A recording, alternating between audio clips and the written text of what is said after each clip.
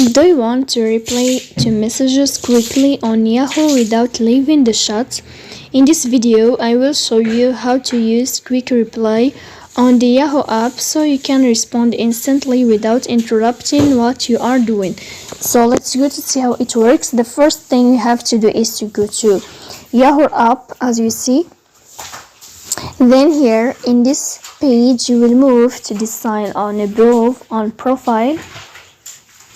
After that, in this page, you will go to this window of settings. You click on settings. Then here in this list, you are scrolling down until you find this sign. You click.